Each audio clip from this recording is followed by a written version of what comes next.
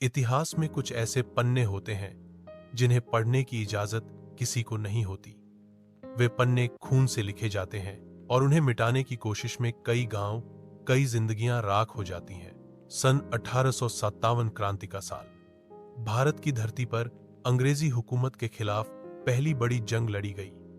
कई जगह बगावत कुचली गई, कई नायक फांसी पर चढ़ा दिए गए और कई नाम इतिहास की किताबों में कभी लिखे ही नहीं गए। लेकिन सिंधु नदी के किनारे बसा भैरवपुर, वो गांव अंग्रेजों के लिए अब भी एक रहस्य था। दिन में यह गांव बिल्कुल साधारण लगता। मिट्टी की दीवारों पर उगी बेलें, बैलों की घंटियों की आवाज और नदी किनारे बच्चों की किलकारियां। लेकिन रात होते ही यहां की गलियों में सन्नाटा उतर आता। अंधेरे में कहीं दूर से आती ढोल की धीमी थाप और फिर अगले ही दिन खबर मिलती, अंग्रेजी चौकी पर हमला हुआ है, हथियार लूट लिए गए हैं। अंग्रेज अफसर इसे भैरवपुर का भूत कहते थे। कंपनी के दफ्तर में नक्शे फैलाए जाते, योजनाएं बनती, लेकिन हमलावरों का कोई सुराग नहीं मिलता। आखिरकार यह काम सौंपा गया कैप्टन एडवर्ड हॉवर्ड को, एक ऐसा अफसर जो कभी हार नहीं मानता था और जिसके बारे में कहा जाता था कि वह दुश्मन की चाल को उसकी आंखों से पहले भांप लेता है। लेकिन हॉवर्ड नहीं जानता था, भैरवपुर जाने वाला उसका सफर सिर्फ एक मिशन नहीं, बल्कि उसकी जिंदगी का सबसे खतरनाक जाल बनने वाला था। सुबह का सूरज सिंधु के पानी में सुनहरी लकीरें खींच रहा था। कैप्टन हॉवर्ड ने अपने चमकते भूरे घोड़े की लगाम कस ली और 5 चुनिंदा सिपाहियों के साथ भैरवपुर की ओर बढ़ा। उनके साथ था रमजान मियां, एक स्थानीय जासूस जिसकी आंखों में अजीब सी बेचैनी और चालाकी दोनों झलक रही थी। रमजान ने रास्ते में धीमी आवाज में कहा, कैप्टन साहब, ये गांव बाहर से शांत दिखता है, लेकिन यहाँ के लोग रात को किसी और ही दुनिया में जीते हैं। हॉवर्ड ने उसकी तरफ देखा, और उस दुनिया के दरवाजे की चाबी तुम्हारे पास है ना? रमजान बस हल्की मुस्कान देकर चुप हो गया। सफर के दोनों ओर ऊंचे सरकंडों की कतार थी जो हवा में हिलकर फुसफुसाते से लगते थे। कभी कभी इन झाड़ियों में से कोई परछाई उनके कदमों के साथ साथ चलती नजर आती। लेकिन जब हॉवर्ड नजर घुमाता, वहां सिर्फ सन्नाटा और हवा की सरसराहट होती। अचानक दूर से ढोल की धीमी थाप सुनाई दी। हॉवर्ड ने घोड़े को रोक दिया। यह आवाज इतनी सुबह? उसने सोचा। रमजान ने आंखें झुका ली। यहां ढोल अक्सर किसी आने वाले तूफान की खबर देता है, कैप्टन। लेकिन हॉवर्ड को नहीं पता था, यह आवाज केवल उसे चेतावनी नहीं दे रही थी, बल्कि सरकंडों में छुपे 4 साए उसकी हर हरकत गिन रहे थे। दोपहर की धूप अब नरम पड़ने लगी थी जब कैप्टन हॉवर्ड और उसका छोटा सा दस्ते भैरवपुर के पहले मोड़ पर पहुंचा। रास्ता सोंकरा हो गया था और दोनों ओर मिट्टी के घर, जिनकी दीवारों पर बेलें चढ़ी थीं। आंगनों में औरतें चक्की पीस रही थीं, बच्चे मिट्टी के ढेर में किले बना रहे थे और हवा में कहीं दूर से आती रोटियों के सिकने की खुशबू तैर रही थी। पहली नजर में यह किसी भी सामान्य भारतीय गांव जैसा ही लगता था, लेकिन हॉवर्ड की नजर छोटी छोटी बातों पर थी। उसने देखा कि औरतों के हाथ काम में लगे थे, लेकिन उनकी आंखें बार बार उसकी ओर उठतीं और जल्दी से झुक जातीं। कुछ बच्चे खेलते खेलते अचानक घरों के अंदर भाग गए, मानो किसी इशारे का इंतजार कर रहे हों। रमजान मियां ने धीमी आवाज में कहा, कैप्टन साहब, यहाँ के लोग अजनबियों को ज्यादा देर तक सीधा नहीं देखते, यह उनकी आदत है। हॉवर्ड ने सिर हिलाया, लेकिन मन में सोचा, या फिर यह आदत नहीं, चेतावनी है। गांव के बीचों बीच एक चौपाल थी, जिसके पास एक पुराना नीम का पेड़ खड़ा था। उस पेड़ की छाया में बैठे एक बुजुर्ग उनकी ओर देख रहे थे। उनकी आंखों में स्वागत कम और जांच ज्यादा थी। यही है धर्मी लाल, रमजान ने फुसफुसाया, गांव का सबसे बूढ़ा और सबसे चालाक आदमी। हॉवर्ड ने महसूस किया कि जैसे ही वे चौपाल के करीब पहुंचे, गांव की हवा में एक अनदेखा तनाव घुल गया। पक्षियों की चहचहाट थम गई और दूर से ढोल की वही धीमी थाप अब थोड़ी और साफ सुनाई देने लगी। चौपाल पर पहुंचते ही हॉवर्ड ने नीम के पेड़ की ठंडी छाया में बैठे बुजुर्ग को देखा। धर्मीलाल सफेद धोती, हल्की झुकी कमर और आंखों में वो तेज जो उम्र के साथ नहीं, अनुभव के साथ आता है। उन्होंने उठकर हाथ जोड़ते हुए कहा, स्वागत है कैप्टन साहब। बड़े दिनों बाद अंग्रेज सरकार ने हमारे गांव की याद की। आवाज में मिठास थी, पर उसके पीछे छुपा था एक अनकहा व्यंग्य। हॉवर्ड ने औपचारिक अंदाज में सिर हिलाया। सुना है, कल रात आपके अनाज के गोदाम पर हमला हुआ। धर्मीलाल ने हल्की मुस्कान के साथ जवाब दिया, हां हुआ तो था, लेकिन हमारे गांव में ऐसे चोर नहीं रहते कैप्टन साहब। कभी कभी बाहर से बुरे लोग आ जाते हैं। रमजान मियां ने बीच में बोलते हुए कहा, हमले की जगह मैं खुद दिखा सकता हूं साहब। हॉवर्ड ने इशारा किया और सब चौपाल से निकल पड़े। रास्ते में हॉवर्ड ने देखा, गांव के कई घरों के दरवाजे आधे खुले थे और अंदर अंधेरे में कुछ साए तेजी से हिलते डुलते नजर आ रहे थे। वो सोच रहा था, ये लोग हमसे बच रहे हैं या हमें देख रहे हैं। गोदाम तक पहुंचते ही उसने नोट किया कि दरवाजे का ताला टूटा हुआ था, लेकिन भीतर अजीब सी साफ सफाई थी, जैसे किसी ने सबूत मिटा दिए हो। धर्मीलाल ने कहा, देखा, हमारे पास चुराने जैसा कुछ था ही नहीं। और हॉवर्ड को एहसास हुआ, यह बुजुर्ग सिर्फ जवाब नहीं दे रहा, बल्कि उसे चुनौती भी दे रहा है। गोदाम से निकलते ही रमजान मियां ने कैप्टन हॉवर्ड को एक सोंकरी पगडंडी पर मोड़ दिया। पगडंडी गांव के किनारे बहती एक छोटी नदी तक जाती थी, जिसके किनारे घने सरकंडों का जंगल फैला हुआ था। हवा में सरकंडों की सरसराहट और पानी की धीमी कलकल, लेकिन हॉवर्ड की नजर बार बार उन हल्के हल्के हिलते तनों पर जा रही थी। ऐसा लग रहा था जैसे कोई भीतर छुपा हो और सांसें रोककर उनकी बातें सुन रहा हो। रमजान मियां ने कहा, साहब, चोरी करने वाले यहीं से भागे होंगे। नदी के इस पार जंगल शुरू हो जाता है, वहां से कोई पकड़ में नहीं आता। हॉवर्ड घुटनों तक पानी में उतर आया और सरकंडों को हाथ से हटाने लगा। अचानक उसे एक अजीब चीज दिखाई दी, एक टूटे हुए लकड़ी के बक्से का टुकड़ा, जिस पर अंग्रेजी में उकेरा हुआ था, गॉफ्ट सप्लाई, इंडिया। उसका दिल धक से रह गया। ये सामान सीधे अंग्रेजी फौज के गोदाम से आता था, और यहां होना मतलब था कोई अंदर का आदमी शामिल है। पीछे से धर्मीलाल की धीमी आवाज आई, कैप्टन साहब, कुछ मिला। हॉवर्ड ने पलटकर देखा। धर्मीलाल की नजर सीधे उसके हाथ में पकड़े बक्से पर थी, लेकिन चेहरे पर अब भी वैसी ही रहस्यमयी मुस्कान। और फिर सरकंडों के भीतर से एक हल्की सी खनक सुनाई दी, जैसे कोई धातु का हथियार पानी में गिरा हो। हॉवर्ड तुरंत पिस्तौल निकालकर आगे बढ़ा, पर वहां सिर्फ हलचल थी और फिर सन्नाटा।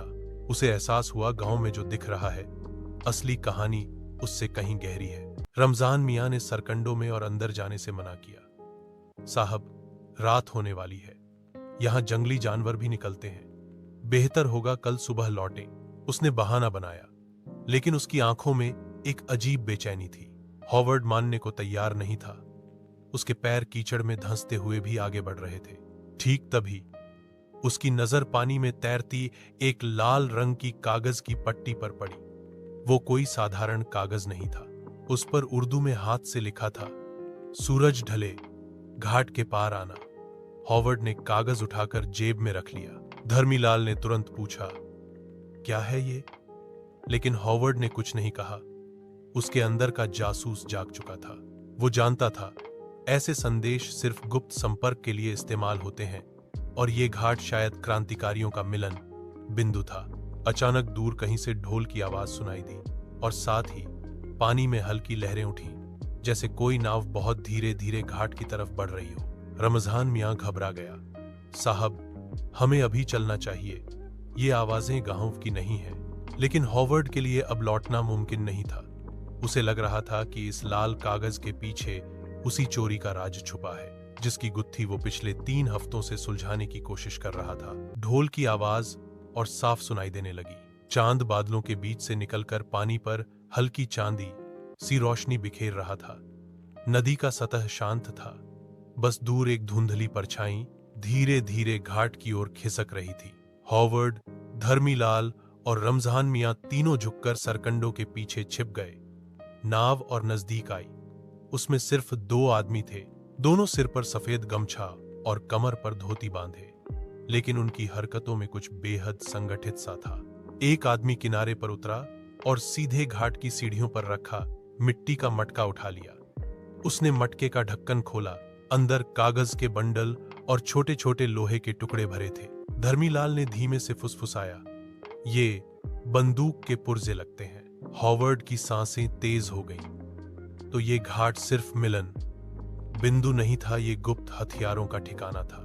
तभी दूसरा आदमी नाव से उतरा और घाट की सबसे ऊंची सीढ़ी पर लाल कागज का एक और टुकड़ा रख दिया, बिल्कुल वैसा ही जैसा हॉवर्ड को पानी में मिला था।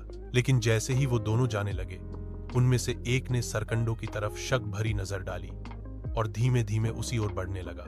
रमजान मियां के माथे पर पसीना आ गया। हॉवर्ड की उंगलियां पिस्तौल की तरफ खिसक गईं। अगला पल या तो सामना होने वाला था या फिर रहस्य और गहरा। सरकंडों की सरसराहट तेज हो गई। वो आदमी अब सिर्फ 5 कदम दूर था। चांदनी उसकी आंखों में पड़ते ही हॉवर्ड ने देख लिया। उसकी पुतलियों में नरमी नहीं, बल्कि किसी शिकारी की ठंडक थी। कौन है वहां? उसकी आवाज धारदार थी। धर्मीलाल कुछ बोल पाते उससे पहले हॉवर्ड ने अपनी पिस्तौल निकाल ली, पर तभी रमजान मियां ने उसका हाथ पकड़ लिया। गलत वक्त पे गोली चली तो पूरा गिरोह छिप जाएगा कप्तान। आदमी और करीब आया। उसके हाथ में एक लाठी थी, लेकिन पकड़ ऐसी थी मानो वो इसे हथियार की तरह इस्तेमाल करने का आदी हो। तुम लोग घाट पर क्या कर रहे हो? उसने गरज कर पूछा। धर्मीलाल ने बिना झिझके जवाब दिया, भाई मछली पकड़ रहे थे, देखो कांटा भी साथ है। उसने पास रखी टोकरी उठा ली, जिसमें कुछ छोटी मछलियां रखी थीं।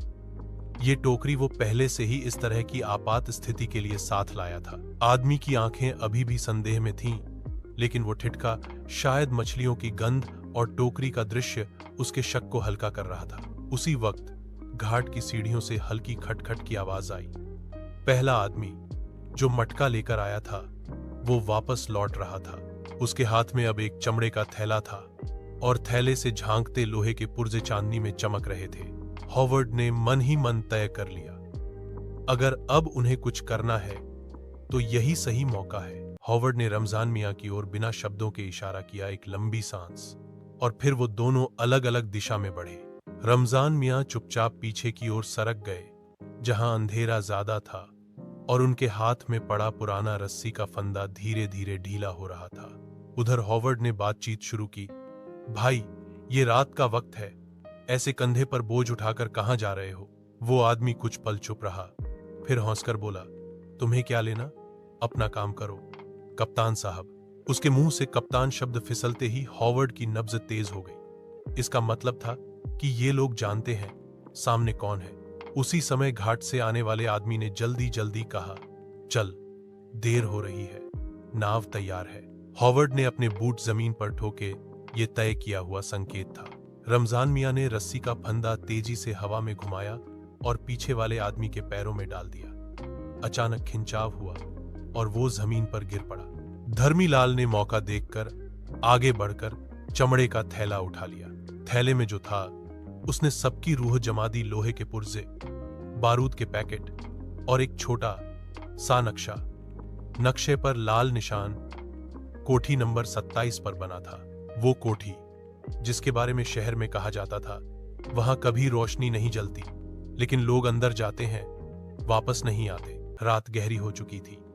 घड़ी ने 11 का घंटा बजाया और हवा में ठंडक के साथ अजीब सी नमी घुली हुई थी। हॉवर्ड, रमजान मियां और धर्मीलाल तीनों पुराने कच्चे रास्ते से कोठी नंबर 27 की तरफ बढ़ रहे थे। दूर से ही वो इमारत अंधेरे में किसी विशाल काले जानवर जैसी लग रही थी। उसकी टूटी खिड़कियों से हवा के साथ कराहने जैसी आवाज आती थी। रमजान मियां ने फुसफुसाकर कहा, कप्तान, ये जगह तो सैकड़ों साल से बदनाम है। यहां रात में आने वाले लोग कभी लौटे नहीं। हॉवर्ड ने अपने कोट से पिस्तौल निकाली, लेकिन उनके कदम एक पल के लिए भी धीमे नहीं हुए। कोठी के दरवाजे पर पहुंचते ही उन्होंने देखा दरवाजा बंद नहीं था, बस हल्का सा खुला हुआ था, जैसे कोई अंदर से उन्हें आमंत्रण दे रहा हो। अंदर दाखिल होते ही एक सड़ी गली गंध ने उन्हें घेर लिया। धर्मीलाल ने लालटेन जलाई और उसकी लौ में कमरे की दीवारें नजर आईं। हर दीवार पर अजीब निशान लाल रंग में बने हुए, कुछ मंत्र जैसे, कुछ आकृतियां जो इंसान से मिलती जुलती थीं, मगर चेहरों पर आंखें नहीं थीं। अचानक ऊपर की मंजिल से एक आवाज आई, धीरे धीरे चलने वाले पैरों की आवाज, और फिर एक महिला की धीमी हौंसी जो इतनी ठंडी थी कि सुनते ही शरीर का खून जम जाए। हॉवर्ड ने तुरंत इशारा किया, ऊपर चलते हैं। जैसे ही वो सीढ़ियों पर कदम रखते, सीढ़ियों के किनारे रखा पीतल का दीपक अपने आप जल उठा और उसकी लौ में दीवार पर उनकी परछाइयां नहीं पड़ी, बल्कि किसी और की परछाई थी। एक लंबा कद, सिर पर पगड़ी और हाथ में चमकती तलवार। सीढ़ियों की आखिरी पायदान पर पहुंचते ही हॉवर्ड का दिल जोर से धड़कने लगा। लालटेन की लौ कांप रही थी, जैसे हवा नहीं बल्कि किसी अनदेखी ताकत ने उसे हिला दिया हो। वो पगड़ी वाला साया अब साफ नजर आ रहा था। उसकी ऊंचाई इंसान से थोड़ी ज्यादा, चेहरा पूरी तरह काला जैसे धुएं का बना हो, और हाथ में एक पुरानी तलवार जिसकी धार पर सूख चुका खून चमक रहा था। रमजान मियां बुदबुदाए, या अल्लाह, ये वही है शेर अली? हॉवर्ड ने हैरानी से पूछा। शेर अली? रमजान मियां की आंखें डर से फैल गईं। 1857 में इस कोठी के मालिक ने अपने नौकरों के साथ जो किया, शेर अली उनमें से एक था। उसकी जान लेने से पहले मालिक ने उसकी आंखें निकाल दी। तब से यह अपनी आंखें ढूंढ रहा है। इतना कहते ही साया धीरे धीरे उनकी तरफ बढ़ा। उसके कदमों की आवाज नहीं थी, लेकिन हर कदम के साथ ठंड इतनी बढ़ रही थी कि सांस से धुआं निकलने लगा। धर्मीलाल कांपते हुए बोला, हम यहां से निकल जाएं कप्तान। लेकिन हॉवर्ड ने पिस्तौल तानी और जैसे ही ट्रिगर दबाया, गोली की गूंज के साथ साया गायब हो गया।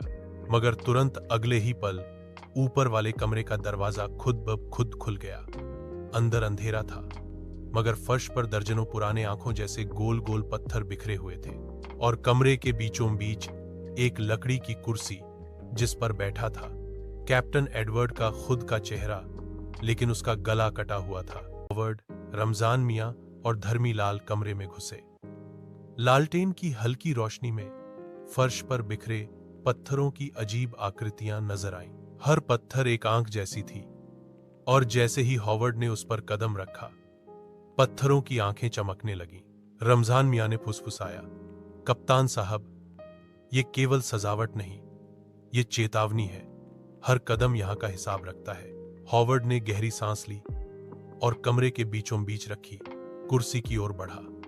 जैसे ही उसने हाथ बढ़ाया, एक ठंडी हवा के झोंके ने उसे पीछे धकेल दिया। कमरे के एक कोने से हल्की हंसी सुनाई दी, सटीक, तेज और मानो कोई उसकी सोच पढ़ रहा हो। रमजान मियां ने देखा और फुसफुसाया, ये वही है शेर अली की आत्मा, जिसने अपने हत्यारों से बदला लेने की ठानी है। हॉवर्ड ने देखा, कुर्सी पर बैठा चेहरा उसकी अपनी शक्ल का था, लेकिन उसकी आंखें न थीं। वो उसकी आंखों की खोज में इधर उधर देख रहा था, और अचानक कमरे के सभी पुराने दरवाजे अपने आप बंद हो गए। हवा के झोंके और अजीब आवाजें जैसे कोई लाखों कदम चल रहा हो कमरे में भर गए। धर्मीलाल ने डर से कहा, हम यहां नहीं रुक सकते, ये जगह इंसान के बस की नहीं।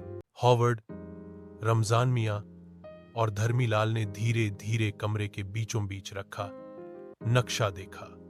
नक्शे में लाल निशान गोदाम, नदी और एक गुप्त रास्ता दिख रहा था। हॉवर्ड ने समझा यही रास्ता उन्हें बागियों और चोरी किए गए हथियारों तक ले जाएगा। लेकिन जैसे ही वे बाहर निकलने की कोशिश करने लगे, घाट के बाहर अचानक हलचल शुरू हो गई। सरकंडों की झाड़ियों के पीछे छिपे लोग एक एक करके निकलने लगे, लाठी, चाकू और बंदूकें हाथ में लिए। रमजान मियां ने फुसफुसाकर कहा, साहब, ये लोग हमारी उम्मीद से ज्यादा तैयार हैं। हॉवर्ड ने पिस्तौल तानी और सावधानी से आगे बढ़ा। धर्मीलाल ने पीछे उनका कवच संभाला, लेकिन हर कदम पर सामने वाले छायाएं और तेजी से बदल रही थी। नक्शे पर जो लाल निशान था, वह अब सच में जिंदा हो चुका था। हर मोड़, हर झाड़ी और हर अंधेरा कोना उन्हें टकराने के लिए तैयार था। हॉवर्ड ने सोचा, अगर हम अभी सावधानी नहीं बरतेंगे तो ये घाट और कोठी केवल इतिहास में नहीं बल्कि हमारी आखिरी याद में बदल जाएगी। रमजान मियां ने अचानक बताया, साहब, सामने जो छोटी नदी है वही हमारी एकमात्र बचने की राह है, लेकिन रास्ता संकरा है और दुश्मन दोनों ओर खड़ा है। हॉवर्ड ने एक गहरी सांस ली और अपने सैनिकों की ओर देखा। सबका सामना डर से नहीं बल्कि निर्णय की ठोस निश्चय से चमक रहा था। ये जाल, ये अंधेरा, ये रहस्य, अब केवल एक चाल ही उनका भविष्य तय करेगी। हॉवर्ड, रमजान मियां और धर्मीलाल नदी के संकरे रास्ते तक पहुंचे। सरकंडों की झाड़ियों में छुपे बागी और अंग्रेजी गोदाम से चोरी किए हथियार उनके चारों तरफ थे। रमजान मियां ने धीमे से कहा, साहब, अब केवल एक मौका है या हम फंस जाएंगे। हॉवर्ड ने गहरी सांस ली और आदेश दिया, 3, 2, 1, अब। धार्मिक और तेज चाल के साथ तीनों एक ही समय में दौड़े। बागियों की गोलियां और लाठी उन पर पड़ी, लेकिन हॉवर्ड की रणनीति और रमजान मियां की सूझबूझ ने उन्हें सुरक्षित रखा। जैसे ही वे नदी के किनारे पहुंचे, एक मजबूत लकड़ी की नाव पहले से इंतजार कर रही थी। हॉवर्ड ने बैग और नक्शा नाव में फेंके और तीनों ने पैर पानी में डालकर तेजी से नाव की तरफ कूदा। पल भर में ही बागी पीछे छूट गए। नदी की हल्की लहरों ने उनके पीछे का सारा शोर निगल लिया। हॉवर्ड ने पीछे देखा। कोठी नंबर 27 अब अंधेरे में गुम थी, जैसे कभी वहां कुछ था ही नहीं। रमजान मियां ने हल्का मुस्कुराते हुए कहा, कभी कभी सच को ढूंढना आसान नहीं होता कप्तान साहब, लेकिन जो दिल और दिमाग दोनों से लड़ता है वो जीतता है। हॉवर्ड ने सिर हिलाया। उसका दिल अभी भी तेज धड़क रहा था, लेकिन अब वह जान गया था कि भैरवपुर केवल एक गांव नहीं बल्कि साहस, चालाकी और रहस्य का संगम है। नाव धीरे धीरे सिंधु की लहरों पर बहती रही और पीछे अंधेरे में छुपा कोठी और लाल निशान सिर्फ एक कहानी बनकर रह गया। कहानी खत्म हुई, लेकिन भैरवपुर का रहस्य हमेशा उन पर छाया रहेगा।